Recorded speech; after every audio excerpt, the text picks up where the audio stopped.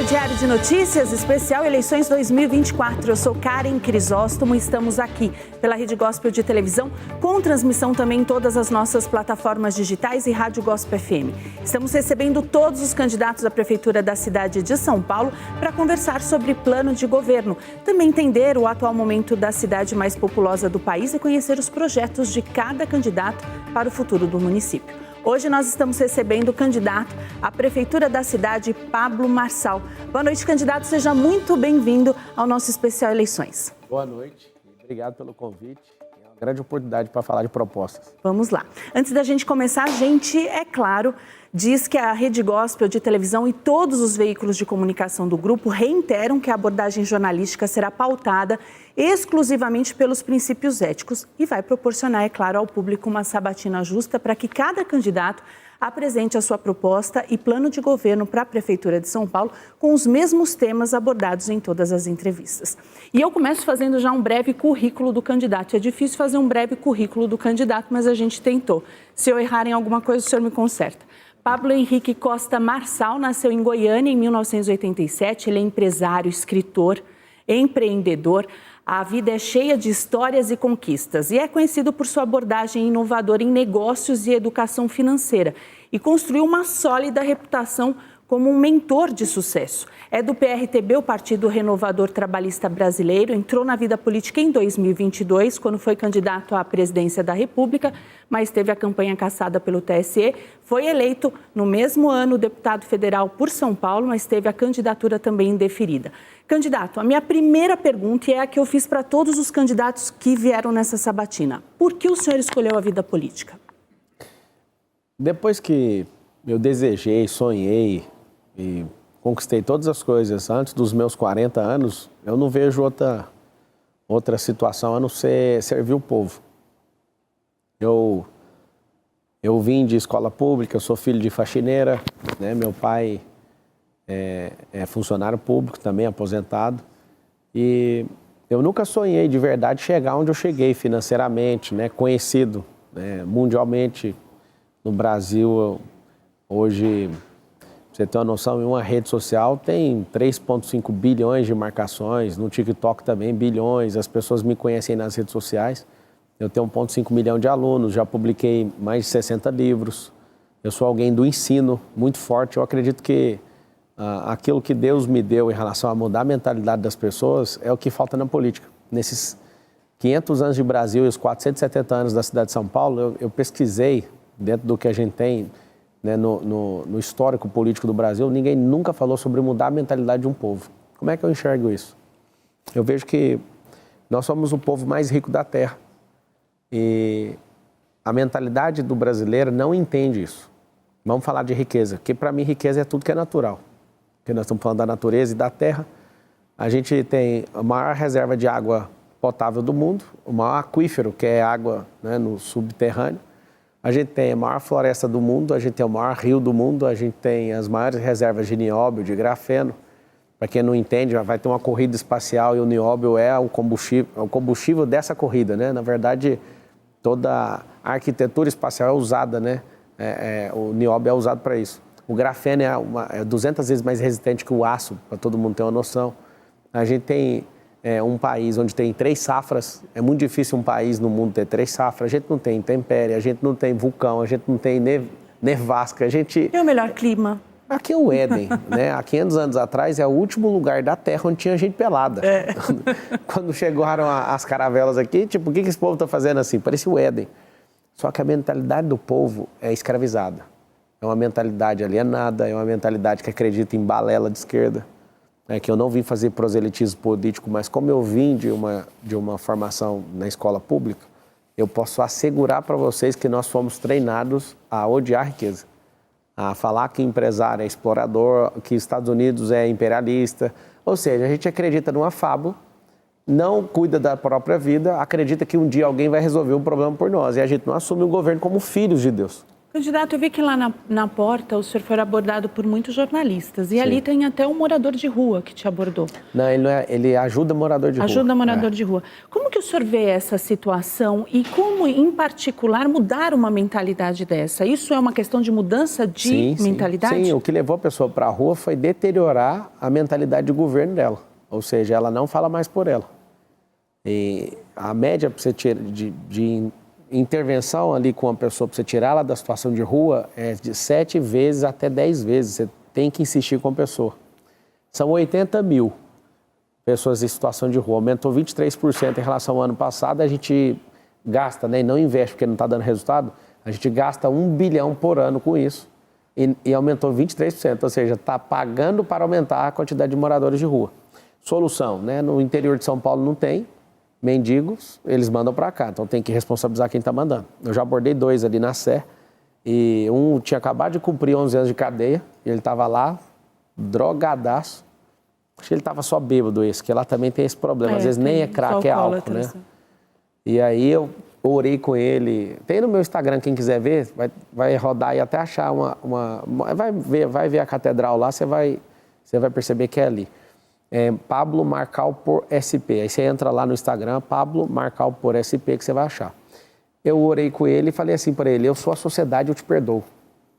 Aí ele arregalou o olho, eu falei, agora a gente tem que tirar você da rua e te levar para uma briga. Ele falou, eu vou.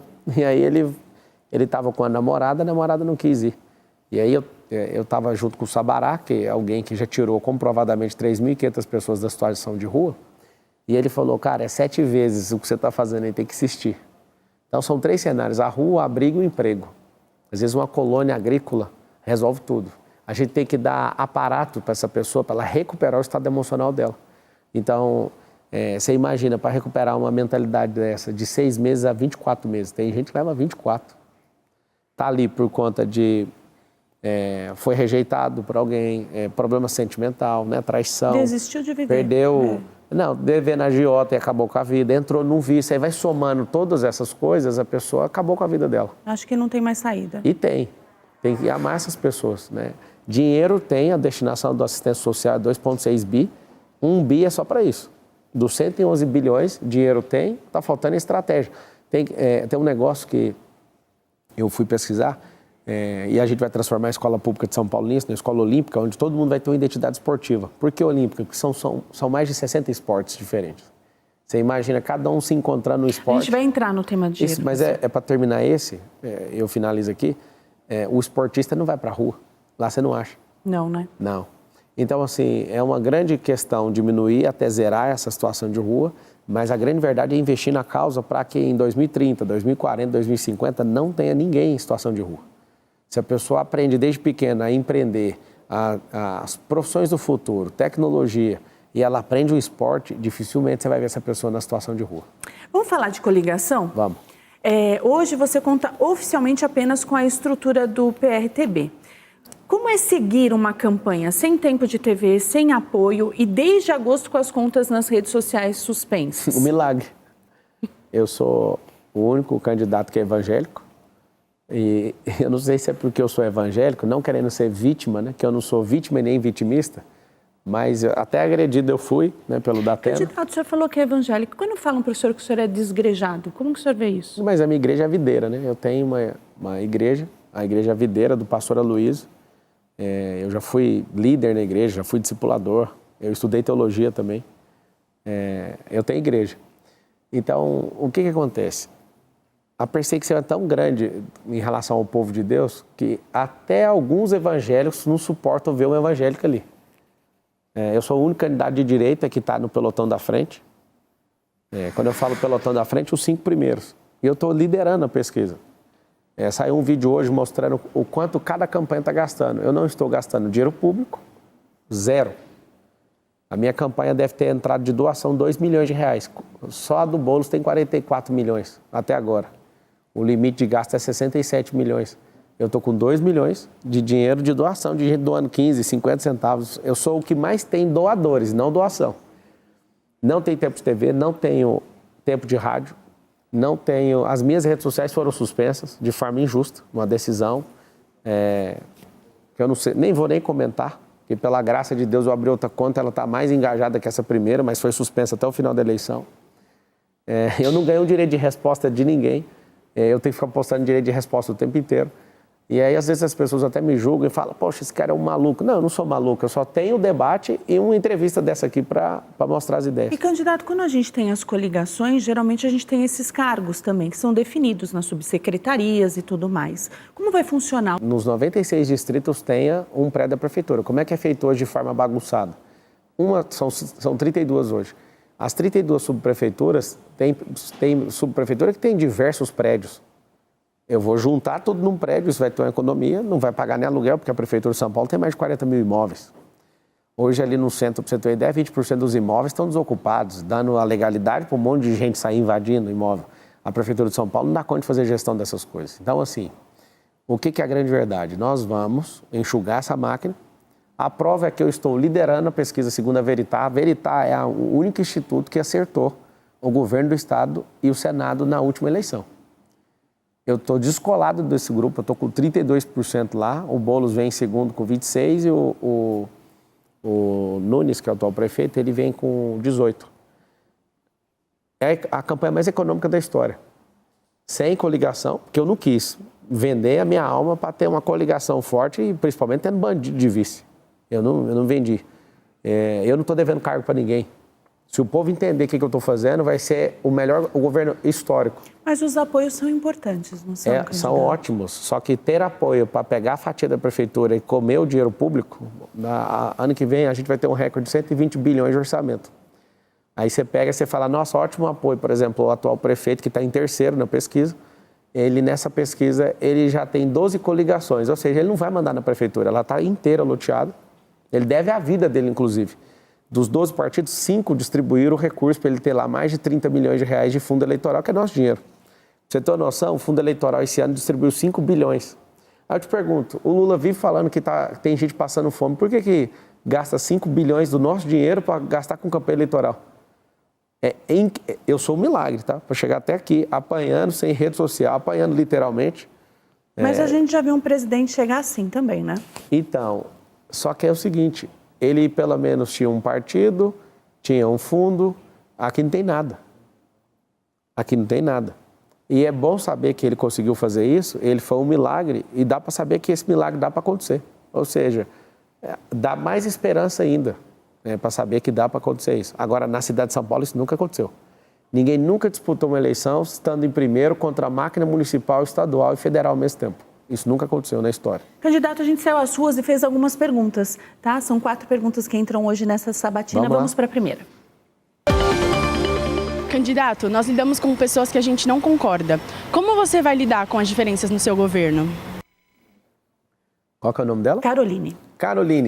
Caroline, as pessoas que a gente não concorda, a gente tem que fazer pergunta para chegar na lógica, né, o porquê que não estamos concordando. O meu governo não vai ser um governo ideológico, vai ser um governo firmado em princípio e propósito. Eu vou levar essa cidade até 2025, vai ser um projeto não eleitoreiro, mas institucional da cidade de São Paulo, para a gente levar essa cidade a se tornar a capital do mundo. Por quê? Porque o Brasil é o país mais rico da terra e a gente não contou para todos os brasileiros. E a minha intenção, sendo prefeito de São Paulo, é provar que na cidade mais complexa das 5.568 cidades do Brasil tem como fazer. E aí eu conseguindo fazer isso com a sua ajuda, o número é 28, a gente vai fazer o quê? Vai provar para o Brasil inteiro, então todo mundo vai ter que seguir o modelo de São Paulo. Então as pessoas discordarem é normal. O que não é normal é pessoas relativizarem ou concordarem com alguém agredir o outro e achar que isso está normal. Nosso povo está doente emocionalmente, espiritualmente e fisicamente, né? A prova disso é que tem 447 mil pessoas em fila de exame, 192 mil pessoas em situação precisando de cirurgia. Aí você me pergunta, como é que você vai lidar com as pessoas que você discorda? Fazendo pergunta, chamando os aliados para convencer essas pessoas, mas na democracia a gente nunca vai ter, a democracia nunca vai ser unânime. Então, a gente precisa da maioria. Agora, ser unânime é impossível. E tendo essa maioria, a gente vai dialogar bem. Eu não quero poder sozinho, esse poder de uma cidade tão poderosa como São Paulo precisa ser compartilhado e eu vou chamar muita gente para compartilhar isso aí. tema agora, candidato, é segurança pública, porque o último Fórum Brasileiro de Segurança apontou a cidade como a terceira colocada em um ranking de municípios com as maiores taxas de roubos e furtos do país. Qual que é o seu plano de governo para isso? O anticrime. Anticrime, a gente vai, através de análise preditiva, né, com os dados da segurança pública, não é um projeto de encarceramento, mas um projeto de mostrar que você está sendo vigiado aí, principalmente começando no primeiro distrito, onde é o número 1 de violência hoje, que é o distrito de Pinheiros. A população sentindo que isso funciona, porque vai ter câmeras inteligentes, nós vamos ter intervenção com drones, nós vamos qualificar a nossa guarda, né? Você que é da guarda municipal, você que passou no concurso, nós vamos chamar todo mundo que passou no concurso. Nós vamos aumentar a operação delegada, você que está assistindo a operação delegada, é uma parceria, um convênio com o Estado de São Paulo, com o governo do Estado, onde a gente, ao invés do policial militar, ele vender a folga dele para o setor privado, a gente compra essa folga, vou melhorar esses valores para vocês, de acordo com a disponibilidade do caixa da prefeitura, e vou estender isso também para a Polícia Civil. Você vê que essas são ações que vão combater o crime. Agora, dentro desse pacote, vai ter um negócio chamado jejum do crime. O que é esse jejum de crime? Dia 1º de janeiro, nós vamos fechar as entradas dessa cidade. Eu assumi no primeiro dia, nós vamos atacar isso, nós vamos atrás, rastrear onde esses caras estão vendendo esses celulares, aonde estão os desmanches de carro, porque tudo isso aqui na cidade, todo mundo conhece o paradeiro, mas ninguém tem coragem de resolver, nós vamos atacar isso com muita força. Candidato, o assunto é tão sério que foi pensado em segurança que veio a escolha da vice do senhor, a policial militar Antônia de Jesus? Sim, ela é uma heroína, inclusive, ela salvou um bebê um dia, ela é uma nordestina, veio para cá na década de 90. E ela é uma mulher que é de Pirituba, da zona norte de São Paulo, alguém que tem um coração incrível. E como veio essa escolha, candidato? Quando eu fui candidato a presidente, eu escolhi o perfil de uma mulher exatamente como ela. Policial militar, negra, que veio do Nordeste, alguém que tem dificuldade financeira para representar o povo. É bonito os esquerdistas falarem que cota daqui, cota dali, mas eu não vejo nenhum deles andando com nenhum vice, ninguém liderando nada. Então não tem representatividade, eles são mentirosos. É a prova que eu estou te falando que eu não escolhi ela aleatoriamente, porque em 2022, a minha vice tinha o mesmo perfil, a presidência da República, e acabaram que cancelaram a candidatura. Então, realmente eu acredito, né, que a gente tem que dar voz para a periferia. Eu acredito que a segurança é o item número 1, né, que o paulistano está pedindo, e ela vem disso, né, algumas décadas aí na polícia já. Mulheres são mais inteligentes biologicamente, mulheres são mais sensíveis a causas do que os homens, então a minha vice me dá muito orgulho e você que é da Zona Norte, você que é mulher e você que é da periferia, você que é negro, você que quer alguém te representando, realmente que você acredita, você que veio do Nordeste ou tem origem nordestina, essa é a vice. E eu escolhi ela, não foi nessa eleição, eu escolhi em 2022 alguém com o exato perfil que eu acredito de verdade nessa representação. Ela não tem que ser só na cartilha de um esquerdista, ela tem que estar de fato na política brasileira. Candidato, é mais uma pergunta agora das ruas e agora é sobre um problema que já dura 30 anos na cidade. Vamos ver. Marçal, a maioria dos candidatos, quando a gente fala em Cracolândia, eles estão enrolando, eles não explicam direito, eles não estão dizendo aquilo que eles vão fazer. Então, minha curiosidade é saber qual é o seu plano para acabar com este problema em São Paulo.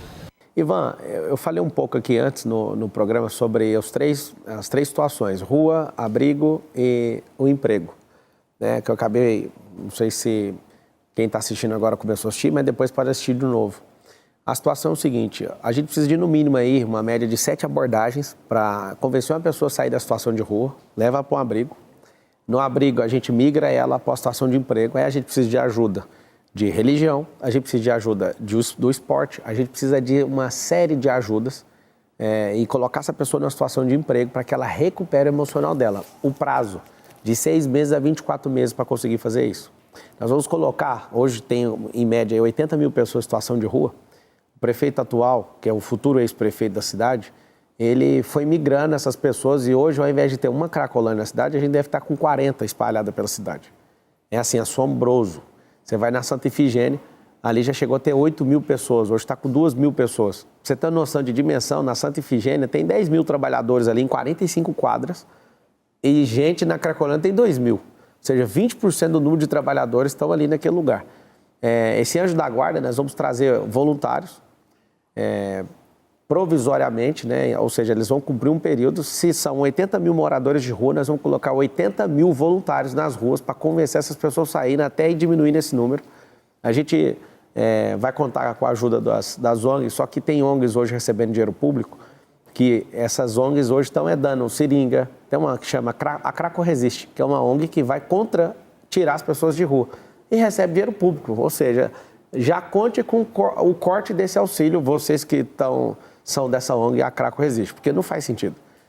Não tem gente suficientemente interessada em fazer isso. Candidato, mas como combater a questão do vício? Porque é uma questão de saúde pública, não é só a questão de rua, Aí é na entendeu? saúde, isso com informativos, né, usando as mídias, é igual com cigarro. Você põe lá a lei do Brasil. Porque eu vejo de uma maneira assim, se você tirar uma pessoa de uma situação de rua, o senhor disse que são 7 vezes que tem que tentar. É a média. Mas a questão quando você mexe com um vício, não é só a questão da rua, é a dependência também. Aí eu entro numa área que eu entendo um pouco, que é inteligência emocional e neurolinguística. A pessoa ela precisa de sempre ter um vício. Então, a pessoa acaba de converter, ela tem que ter um vício de ler a Bíblia. Aí ela vai para uma grande maratona na vida dela. A pessoa, quando converte, ela fica viciada ali na vida da igreja. Eu sei, porque eu lembro quando eu converti e lembro de ganhar tantas almas para Jesus e ver essas pessoas nessa situação. A pessoa, por exemplo, ela fala, eu vou passar num concurso público, então ela vai ter que viciar na leitura. Pra você entender quando eu falo vício, o cérebro ele tem que estar sempre... O vício é um curto-circuito, assim, é um fechamento de circuito onde o seu cérebro entrega muita energia. Por que a pessoa entrou nas drogas? Porque ela está fugindo do estado emocional dela, ela está fugindo do agora. Tem um negócio do cérebro chamado temporalidade cerebral. O cérebro ele não sabe distinguir o que é passado, presente e futuro. Por isso tem gente depressiva agora, e depressiva aponta para passado, que é a glória perdida ou o passado não resolvido. A ansiedade aponta para o futuro. A procrastinação é quando você tem tudo para fazer agora e você fala, não, vou deixar para depois. O que a gente precisa de desenvolver no cérebro dessas pessoas, já adentrando então na questão específica, entendendo aí, como remodelar o cérebro para sair disso? Precisamos substituir os vícios. A pessoa precisa recuperar sua identidade, ela precisa recuperar, entender seus bloqueios emocionais, sair desses bloqueios e conectar a vida dela num propósito, numa causa. E isso dá para fazer no macro? Isso dá para fazer numa cidade que é considerada um país? Se for 8 pessoas, você aplica a solução para 8. Se for para 80, você fica um pouco mais complexo. Se for para 8 mil, ainda mais. A gente está com 80 mil. Nós estamos numa situação de guerra. Se for pegar passagens bíblicas, existem passagens ali onde o Gideão ia lutar com os midianitas, eram 135 mil pessoas. E aí ele foi pedir ajuda para Deus, que estava com um pelotão de 32 mil, salvo engano. E no final das contas, Deus falou para tirar todos os medrosos e falou, não, vai só com 300. Aí você fala, o que é 80 mil pessoas? Gideão estava com 30 pedindo ajuda para Deus, com 30 mil. Nós estamos com 80 mil. Essas pessoas, elas estão na situação de rua por medo. Elas têm medo do que elas são, do que aconteceu com elas e do que vai acontecer. Então precisa ter alguém que entenda. Isso é um problema que pode ser zerado na sua gestão? Quando eu falo zerar, eu acho que eu posso estar muito otimista. Mas eu posso reduzir isso drasticamente e deixar isso engatilhado para um próximo governo zerar. Seria até irresponsável da minha parte falar.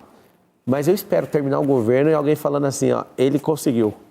Ele aplicou soluções, ele fez um negócio acontecer. Por exemplo, tem uma lei aqui em São Paulo, fala sobre a merenda pelo menos 30% da merenda vir de agricultura familiar. E tem diversas fazendas em São Paulo, não só o estado, mas a cidade. E não está cumprindo 5% dessa lei. E um dos melhores lugares para você colocar moradores de rua que decidiram dar esse passo ou em bares e restaurantes. Por exemplo, o maior empregador da cidade de São Paulo que mais recebeu gente da Cracolândia foi o McDonald's. O segundo, Burger King. Lá no drive-thru, você para ali para comprar um Big Mac. Eu já tive com o líder do McDonald's aqui de São Paulo, numa reunião de bares e restaurantes, uma associação, e eu tive o prazer de ouvir essas histórias e fiquei fascinado. Porque o emprego de baixa qualificação. E para a agricultura familiar também, desconecta a pessoa ali daquele ambiente. O que é muito ruim hoje? Ter muita gente num lugar só com a vida destruída. Isso potencializa. Ambiente define a pessoa. Então, eu sou alguém que entende de cérebro, alguém interessado nisso.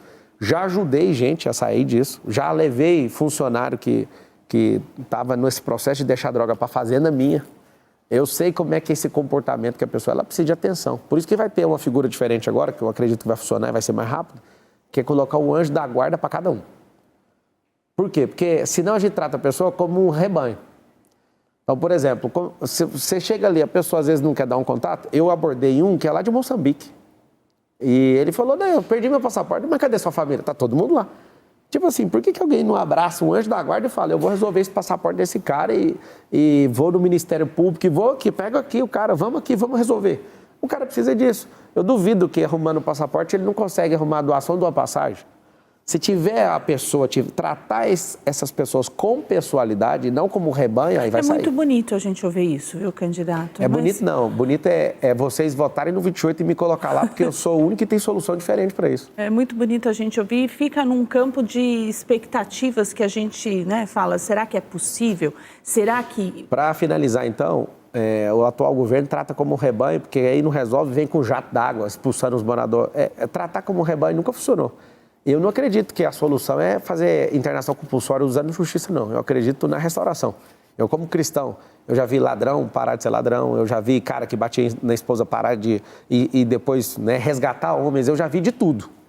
Né? Quando Jesus estava ali com 2 ladrões um do lado do outro, um ficava zombando, o outro reconheceu e falou, mestre, lembra-te de mim quando entrares no teu reino. E Jesus responde, hoje mesmo estará comigo no paraíso. Uhum. Ou seja, eu acredito na restauração das pessoas. Eu não acredito que o encarceramento vai resolver, porque ali está formando uma faculdade poderosa do crime. Eu não acredito que jato de água ou levar a pessoa na marra, eu acredito não. Eu acredito no poder de ir lá, insistir com a pessoa e ter alguém, essa pessoa sentir humanamente amada e falar assim, você me ama tanto assim, eu vou. Agora, se te tratar com pessoalidade, vai resolver. É o trabalho que muitas igrejas fazem, né? Não, se não fosse as igrejas, a gente estava perdido na sociedade. As igrejas fazem.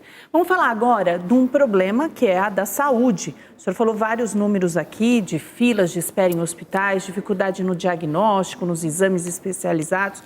Qual que é a solução?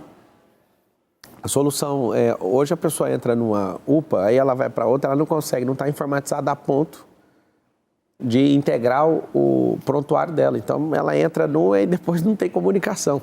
Hoje, a rede municipal aí está com um problema também na questão dos estoques. De novo, digitalização. O nosso plano de governo, que tem quase 100 páginas, 99 páginas, é um plano de governo, você vai lembrar dessa sigla aqui, ó. Primeira sigla, V, que é virtualizar.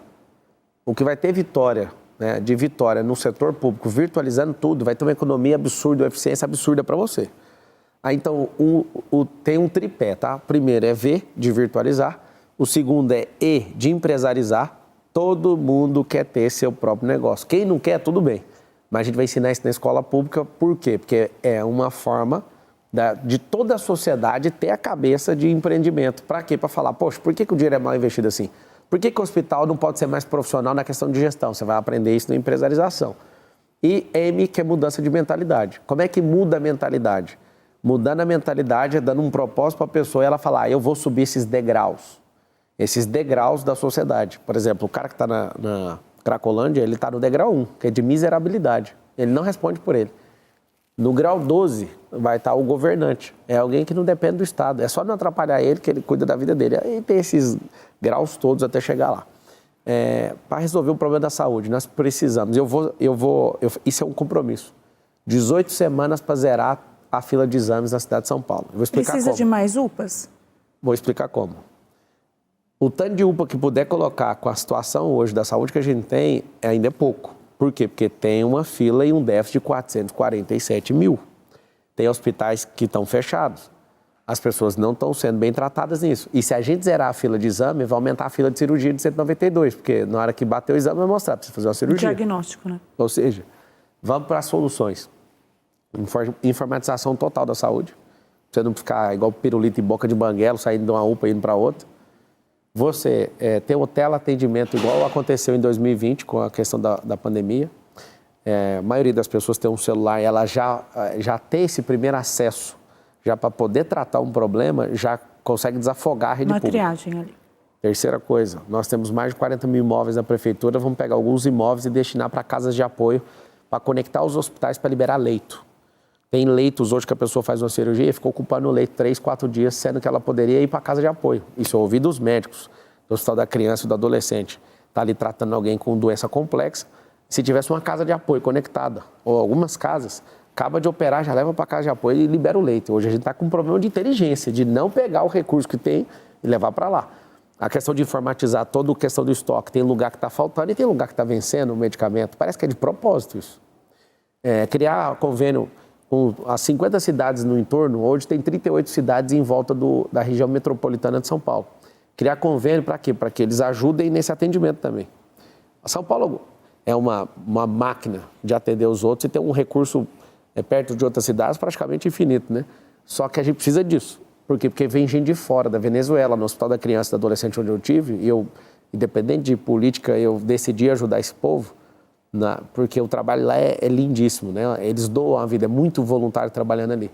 Eles recebem gente da Bolívia, da Venezuela, do Chile, e aí a gente precisa para zerar essas filas, montar hospitais, isso eu vou pedir ajuda do governo federal, para a gente montar hospitais provisórios, retomar a questão de comprar a ociosidade dos hospitais da rede privada. Ficou comprovado há alguns anos atrás que essa utilização dos hospitais ficou mais barato do que hoje é gasto com o SUS, para você ter uma noção. Depois que zerar essa fila, nós vamos criar uma cultura diferente na saúde dessa cidade, nós vamos investir na prevenção. Quando eu te falei que a gente ia transformar, e vai chegar nesse assunto ainda, a escola dar uma identidade esportiva para as crianças, eu automaticamente no futuro vou gastar menos dinheiro com saúde. Porque a criança que está no esporte, ela é de alto rendimento, ela tem que estudar nutrição, ela é competitiva, ela vai mudar a vida dela, ela vai fazer exercício. Isso é investir na educação e na saúde ao mesmo tempo. Porque se a pessoa entende isso... ela se torna um adulto saudável. Isso. Então, por exemplo, eu fui parar de comer açúcar, e às vezes você até viu aí num debate eu chamando... Eu não parei até hoje. Não parou? Então, assim, o Brasil está parado assistindo. Está todo mundo falando disso. Que eu consegui nacionalizar e internacionalizar a campanha da Prefeitura de São Paulo. Eu parei de comer açúcar no final do ano passado, em setembro do ano passado. Ah, faz pouco tempo então. Faz um ano. Então, assim, eu não entendi os malefícios do açúcar. E eu sou aluno de escola pública. Porque a gente fala, é tão bom, né? É bom. Lá vem um achocolatado com açúcar, vem tudo com açúcar. É tão bom, mas quando a gente estuda e se liberta, você vê que você está inflamando o seu corpo com algo. Por mais que você ame, eu queria te falar algo. Açúcar, comprovadamente, né, por estudo científico, ela é 10 vezes mais viciante que a cocaína. Então, hoje você não tem controle de rede social, você não tem controle de açúcar, você imagina que jeito está a sua vida. Agora, um fato interessante sobre mim. Eu aprendi a lavar a mão no Covid. Eu não sabia lavar a mão. Aí a gente teve aquele problema mundial, aí eu fui assistir um dia alguém explicando vídeos como lavar a mão. Passa aqui, que passa aqui. Eu falei, mentira, que tem que fazer isso tudo para lavar uma mão. Eu acho que se juntassem umas 10 lavadas de mão, não dava uma. Então, assim, a solução para a saúde é muito simples. É simples, mas tem que ter disposição. Não, tem que tratar o efeito e a causa. O efeito é tudo que eu te falei e a causa é dar essa identidade esportiva, ensinar nutrição e vir com a base forte. Aí sim a gente vai conseguir prosperar com a saúde. Vamos falar de mobilidade urbana agora, candidato, porque aqui em São Paulo nós sabemos o quanto que é difícil acordar cedo, enfrentar o caos ou por carro, através do trânsito, ou os transportes públicos totalmente lotados. A gente chega já no trabalho já estressado, com um poder de rendimento lá embaixo. Tem como solucionar uma cidade que cresce a cada dia, Sim. que vem mais gente de todas as partes e que nunca ninguém vem com uma solução que possa realmente ser uma luz para que a gente consiga transitar. Você disse no outro bloco aí, assim, parece muito bonito, mas é a solução mais inteligente de todas, tá? Vou te falar as soluções que vierem aqui na minha cabeça, que está no plano de governo. A mais inteligente de todas é criar um cinturão de 120 quilômetros de empresa. Mentalize na sua cabeça o mapa da cidade de São Paulo. A cidade de São Paulo tem um rodoanel de 177 quilômetros em volta da cidade. Agora, diminui o rodoanel e vai ser uma faixa de 120 quilômetros que dá exatamente nas periferias, que é a capilaridade, quase saindo da cidade de São Paulo. Você imagina a gente abrir 2 milhões de empregos de indústrias, que são limpas. Segunda coisa, profissões do futuro, trazer data centers, trazer coisas do futuro para cá. Não é indústria do passado que vai sujar a cidade. Mas indústrias de informática, indústrias de robótica, indústrias que não sujam a cidade. Indústrias, profissões do futuro e tudo. Trazer essas empresas criando 2 milhões de novos empregos. Isso eu estou chamando de amortecedor de fluxo.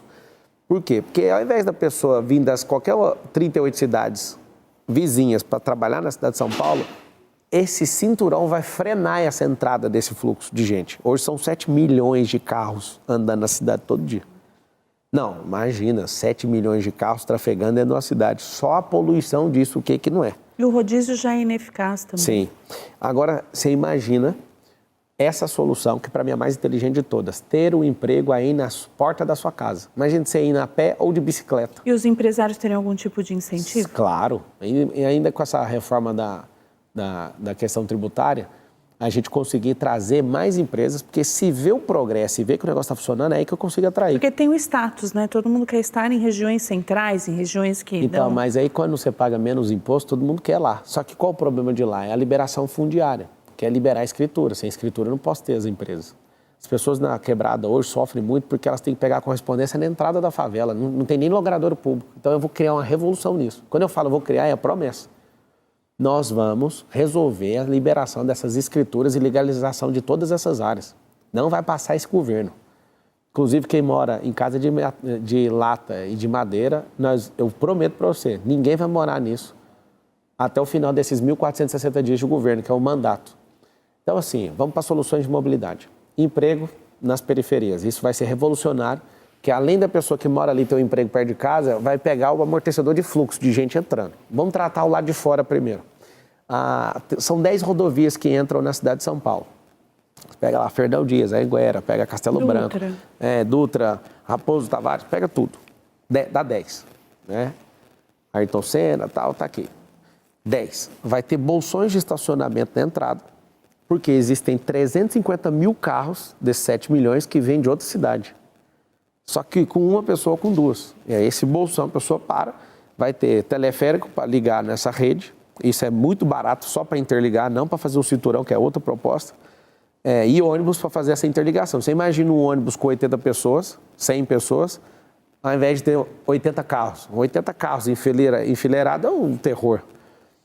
Isso tem desacelerado o trânsito de São Paulo.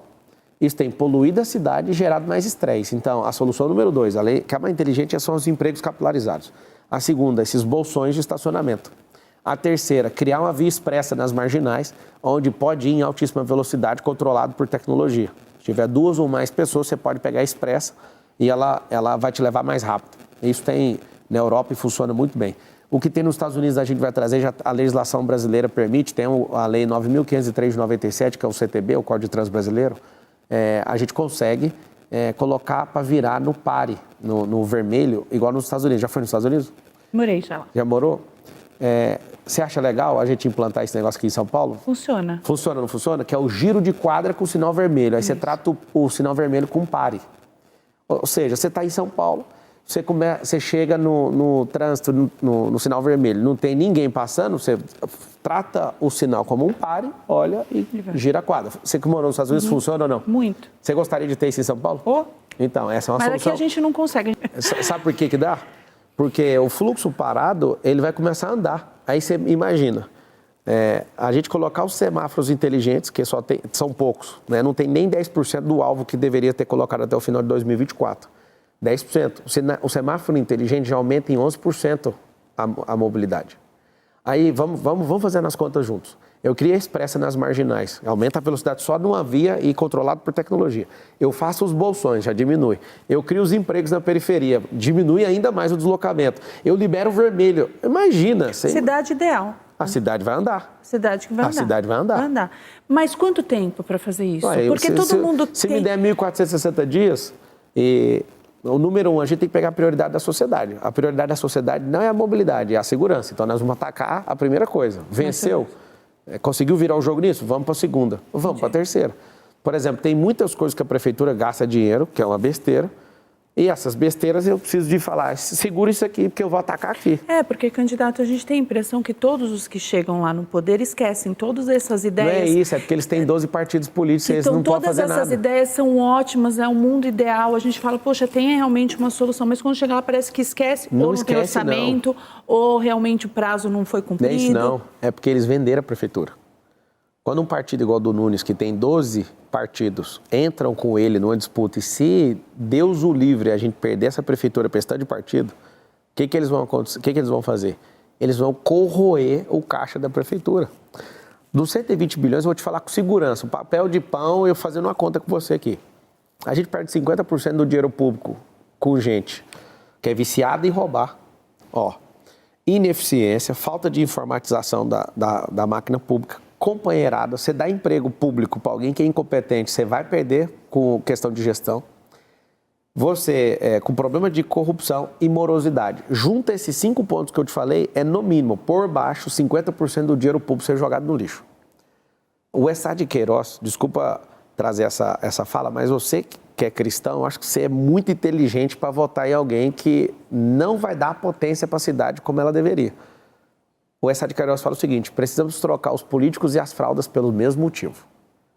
O ideal na democracia é nunca deixar um grupo perpetuar no poder. Esse grupo de hoje é do Dória, que ele saiu, deixou para o Covas faleceu, deixou para o Ricardo, que é o de hoje. Esse cara que está hoje, ele fez uma aliança política para ganhar com 12 partidos. Já está sitiado. Não espere novidades. Para vencer uma eleição, ele está tocando 8 mil obras dos 300 contratos que estão fora de licitação, 223 estão com um problema. Não tem desconto, está com um problema sério que está acima do preço de mercado e está estourando o caixa da prefeitura. Ano que vem vai ter que regular isso, então não espere nada de diferente ano que vem, se ele vencer. Se o Boulos da vida vence isso, aí vai virar uma anarquia isso aqui, porque ele quer liberar droga, ele é a favor de invadir propriedade privada, ele é a favor de destruir nossos princípios cristãos, inclusive. Finge que foi numa igreja evangélica aí, mas ele nos odeia. Você tem que saber disso. Então, a grande verdade que todo mundo está assistindo tem que saber é que tem como resolver. Agora, eu sou um milagre estando aqui. Não tem, matematicamente, impossível chegar até aqui onde eu cheguei. Se não tiver um levantar do povo e as pessoas falarem assim, nós queremos ele. Mas ele é isso. Não interessa, a gente quer o Marçal dá conta, ele tem fibra, ele é alguém de princípios, ele é alguém de valor, ele é alguém que tem propósito. Vou fazer o exercício. Se vocês falarem, não, a gente não quer o Marçal, seguir minha vida normal. Agora sua vida vai continuar ruim. Se me colocar para servir, aí você vai ver o que eu vou fazer. Vamos para mais uma pergunta da sua? Vamos lá. Candidato, sei que é chato tocar no assunto, mas gostaria de saber o que o senhor tem a falar a respeito das acusações que caem sobre o senhor, a respeito das fraudes bancárias e as acusações do PCC. De PCC, a única tchutchuca do PCC que tem é o Ricardo Nunes, comprovado por investigação da Polícia do Estado, com a questão da máfia dos ônibus. Não tem ligação nenhuma. Sobre fraude bancária, aquilo é uma relação de trabalho. Eu, quando tinha 18 anos de idade, trabalhei para um cara que, inclusive, era pastor de jovens da minha igreja, Igreja de Cristo, do Parque Ateneu. Eu trabalhei para ele consertando computadores e ele acabou me enfiando num processo criminal que perdurou por 13 anos. E esses 13 anos foi de muito sofrimento e muita vergonha. O que esses políticos ficam falando sobre o Marçal fez isso, o Marçal roubou banco. Eu roubei banco, ache alguém que eu toquei, alguma coisa que eu vou fazer igual está na palavra. Eu devolvo 4 vezes mais. Eu faço esse desafio. Na política, todo mundo só quer te zoar. É fato, eu fui processado, não tinha dinheiro para pagar o advogado. Esse advogado chama doutor Esmerino Roriz, você pode ir atrás dele e confirmar, eu não tinha R$2.000 para pagar. Eu trabalhei algumas semanas para esse cara, ganhando R$350 há quase 20 anos atrás, e eu tomei um processo. Eu tinha que ter processado ele por indenização trabalhista e isso acabou sobrando para mim. Tenho a alma limpa e lavada, e se eu tivesse devendo alguma coisa, eu contaria, porque eu dei a volta por cima, minha vida mudou. Eu contaria numa boa, só que não tem. É uma relação de trabalho. Eu tenho a minha carteira de trabalho assinada por longos 13 anos na CLT. Hoje eu tenho dezenas de empresas, um grupo multibilionário. E quem falar que eu toquei em algo de alguém, eu não vou devolver só o que está pedindo, não. Eu devolvo 4 vezes mais. E para quem quer zoar com a minha cara, se quiser moralizar o país, a gente tem que tirar o presidente da República que pegou 9 anos de cadeia, foi julgado em 3 instâncias por 9 juízes. E ele, sim, nunca vai devolver nosso dinheiro e nem a moral desse país. Tá bom? Obrigado pela pergunta e tamo junto. Candidato, vamos falar de educação, que é um assunto que a gente já falou aqui em alguns momentos, mas eu quero falar em específico também sobre o índice de desenvolvimento da educação, né? Que desde a pandemia caiu e agora estagnou, não aumenta de jeito nenhum. Como melhorar a qualidade do ensino desses alunos para que eles, no futuro, consigam competir com alunos que vêm de fora, com alunos quando você vai trabalhar fora no mercado de trabalho, ou aqui dentro mesmo, ter uma mão de obra especializada e educada? A primeira proposta para a educação é tirar o prefeito Ricardo Nunes, porque ele foi o primeiro da história que entregou o resultado pior do que quando ele pegou. Ele é o pior prefeito em relação à educação. Ensino básico. Na cidade de São Paulo, ele é o único da história. Nem os petistas conseguiram ser tão fracos como ele. Primeira coisa. Então tem que tirar para ver se alguém incompetente vem. Eu, Pablo Marçal, sou educador. Eu amo o ensino e a gente nunca vai mudar esse país se não for através do ensino. O que eu proponho para o ensino da cidade de São Paulo? Transformar a escola em escola olímpica, onde todo mundo vai ter uma identidade esportiva. Ah, mas a pessoa não quer seguir esportista, mas pelo menos ela vai aprender e vai ocupar a mente dela e vai desenvolver o corpo, vai melhorar a saúde dela, a gente já falou sobre isso. Segunda coisa, precisamos urgentemente ensinar na escola pública as profissões do futuro. Tem uma análise que mostra que 300 profissões do passado vão deixar de existir nos próximos 15, 20 anos. Terceira coisa que você precisa saber, e nós vamos ensinar para os nossos filhos, que esquerdista odeia: educação financeira. Por que todo judeu é próspero? Porque ele tem educação financeira desde pequeno. Educação financeira. Outra coisa que nós temos que ensinar são eu já falei das profissões do futuro, as tecnologias. Nós precisamos de ensinar tecnologia para a gente criar tecnologia, ter patente de tecnologia. Hoje o Brasil tem menos, presta atenção nessa informação, o brasileiro com 215 milhões de pessoas tem menos patente registrada sobre tecnologia do que uma única empresa no Japão. Ou seja, nós não somos criadores, nós somos consumidores de TikTok, de Instagram e de todas essas coisas que a tecnologia tem engolido o nosso povo. Presta bem atenção, nós vamos ensinar isso na escola pública. Robótica, algoritmo, inteligência artificial, programação, são coisas que a gente tem que implementar na mentalidade do brasileiro. Vai vir na escola pública. E, por fim, a empresarização. Inclusive, vai ter uma secretaria no meu governo chamada empresarização. Vai ter as duas pontas, ajudando o empresário hoje e formando o empresário desde pequeno. Ensinando as pessoas. Imagina uma escola que te prepara para o futuro, uma escola que te ensina a ser negociante, empresário, comerciante. Mas eu não quero nada disso, faça o que tu queres, mas nós vamos te ensinar desde pequeno, principalmente a lidar com dinheiro. Eu finalizo a resposta explicando o porquê. Hoje, na Europa, mais de 70% dos europeus, eles estão, sabe, fazendo o quê? Investindo em algum investimento na Bolsa de Valores. Algum tipo de investimento. 70%. Escuta o tanto que esse número define um povo. Os americanos, que são badalados, 50%. Pouco mais de 50%, 55%. Brasileiros, 3%. A esquerda, o comunismo, odeia que seu filho aprenda, porque é o único jeito de libertar um povo é educando ele financeiramente. O Lula falou com a boca dele, e eu quero que essa gravação toque seu coração todos os dias para você prosperar e fazer a mesma coisa que eu. Quando eu era aluno de rede pública, eu fui contaminado com esse negócio de comunismo, e eu achava lindo, acreditava no Lula. Já acreditei, nunca votei, mas já acreditei. Agora é o seguinte, ele falou com a boca dele esse ano: se as pessoas ganharem mais de R$4.000, eles param de votar na gente. Essa foi a deixa da vida dele para mim. Ele está no fim de carreira, eu estou começando minha carreira política. Eu estou animado de ver todo mundo ganhando mais de 4, 5 mil para nunca mais votar nesse tipo de partido aqui no Brasil. Partido que é anticristão, anti-liberdade, anti-família, anti tudo que a gente acredita. Todas as tradições judaico-cristãs. Então a educação, ela de fato vai promover uma transformação nessa cidade. Hoje, só 38% das crianças estão sendo alfabetizadas. Isso não faz sentido. O que nós precisamos, então? Precisamos, de forma absurda, trazer essa alfabetização para mais cedo e investir o dinheiro que... Hoje a gente investe 25 bilhões, ano que vem 28 bilhões na educação. Você acha mesmo que esse tanto de dinheiro fez a gente perder para o estado de Goiás? Goiás está na nossa frente do IDEB. Perder para Santa Catarina, perder para outros estados, perder para outros estados no Nordeste. Nós somos a maior potência, por que a gente não é o primeiro? Ou seja, tem que tirar o prefeito daí que ele não dedicou na educação. O senhor é a favor de ensino integral e também qual a sua opinião sobre as escolas cívico-militares?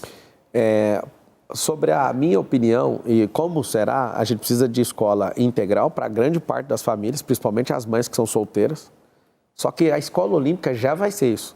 Então não é... Ela já é período integral. Ela tem que ser. Você aprende num período e treina no outro.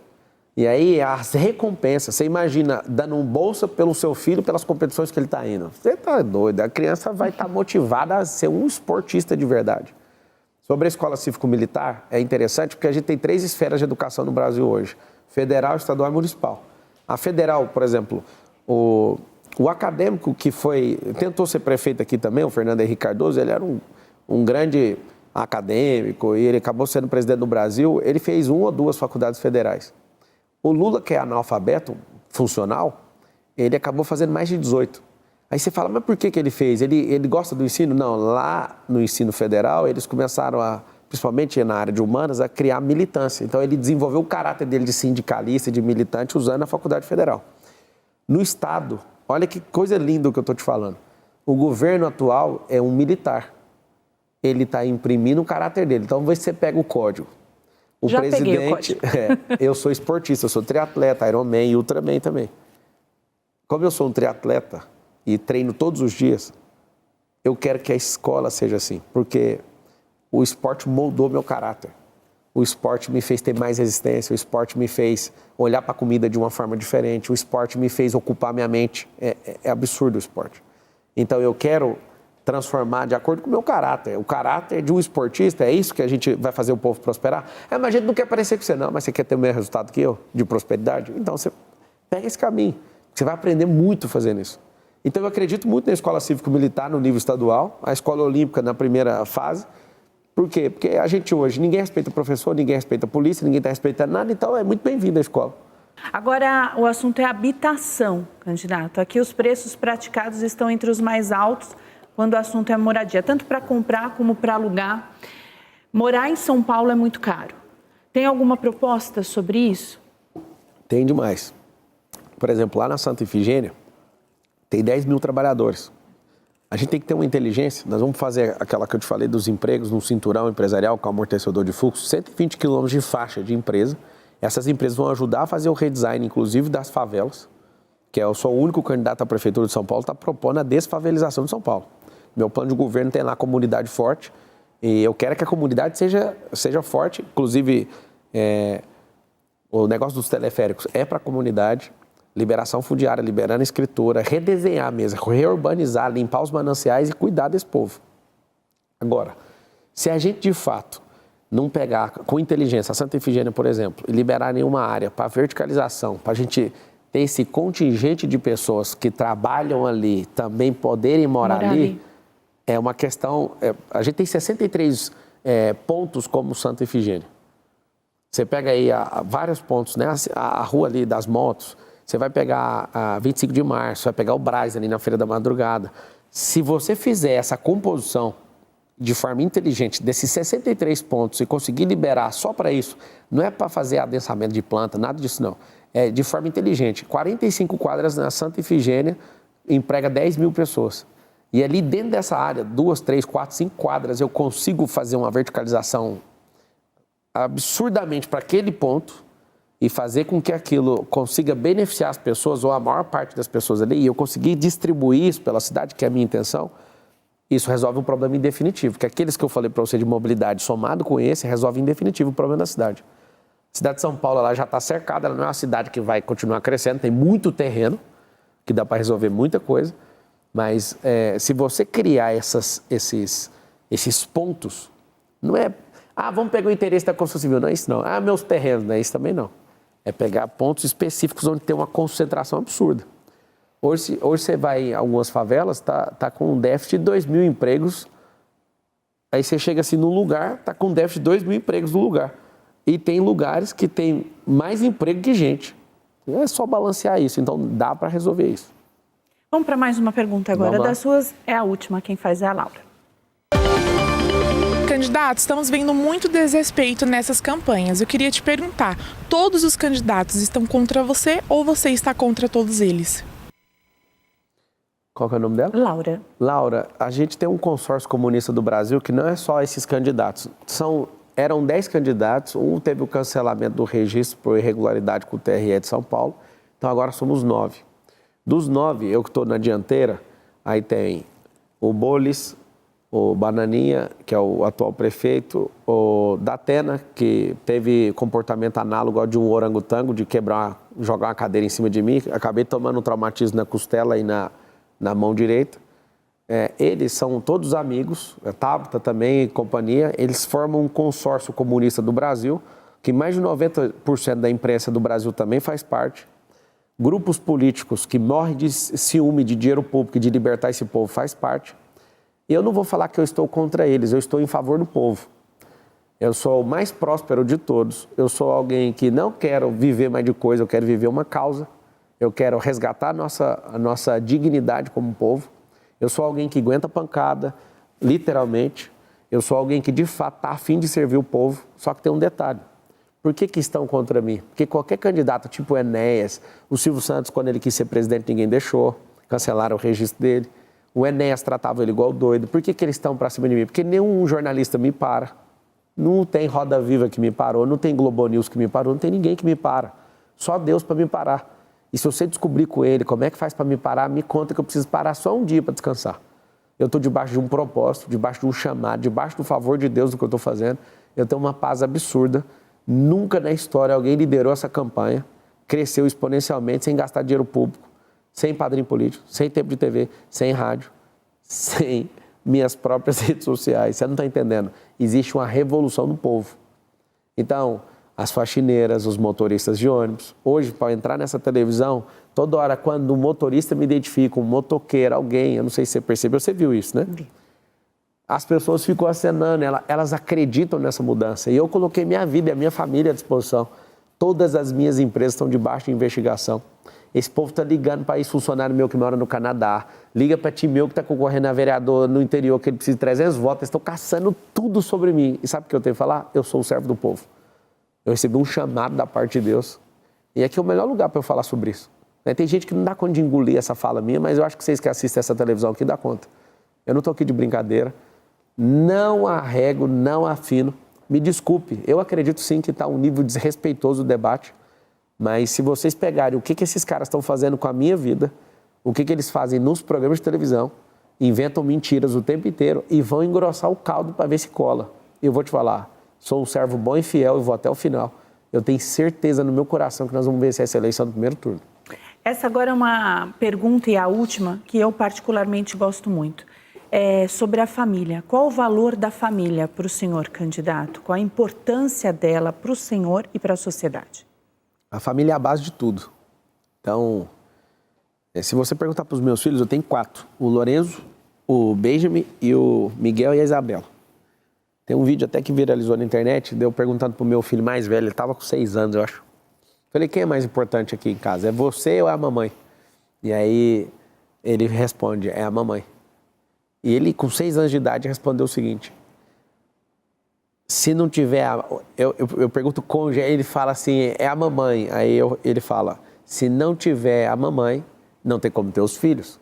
Desde pequeno a gente instrui os nossos filhos, eu e minha esposa, a Carol, que o casamento é uma árvore. A gente se junta e quando a gente vira um só, os nossos filhos são frutos. Então os filhos vão embora, a árvore fica, nós viramos uma árvore. Uma semente que entrou na terra virou uma árvore.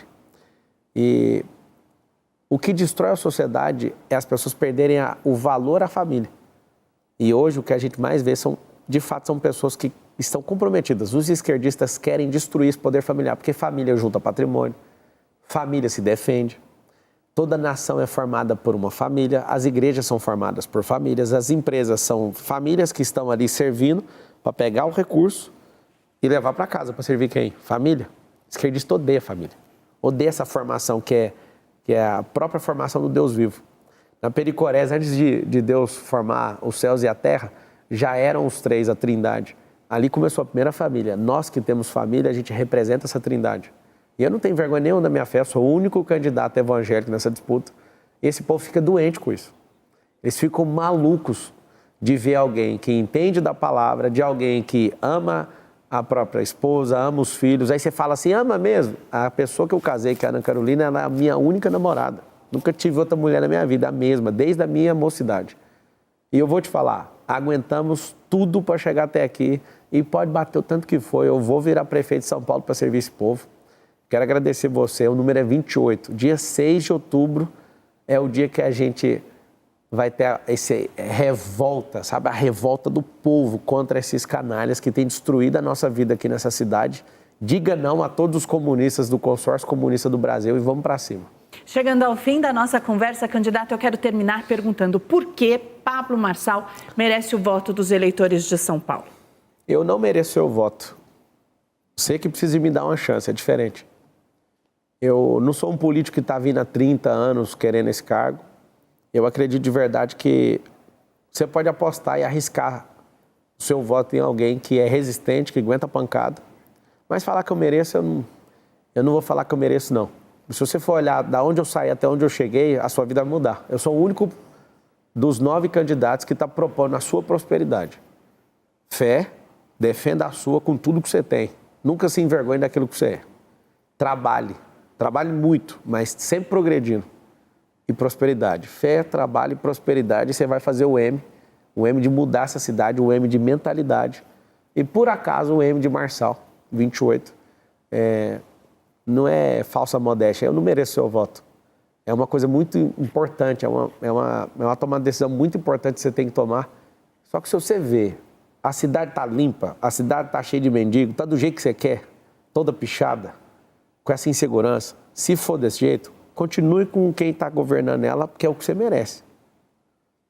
Não, a gente quer piorar a cidade, você já sabe em quem você vai votar. Em alguém que faz um desserviço, invade, depreda patrimônio público, apoia a rachadinha, aí você já sabe. Marçal, eu vou apostar no futuro.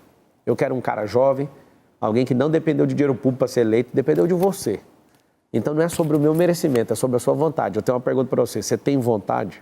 Se você tiver vontade, eu estou com o meu coração aqui, eu te dou meu coração na sua mão. Estou investindo meu tempo de qualidade, na melhor fase da minha vida, a fase que eu mais fiz dinheiro na minha vida, eu estou parando tudo para te servir. E você pode me chamar de servo do povo. Eu estou diminuindo o meu tempo de qualidade com a minha família nesse período para servir a sua.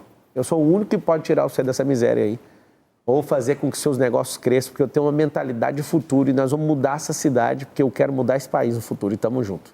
Obrigada. É 28 o número. Obrigado. Obrigada, viu, candidato?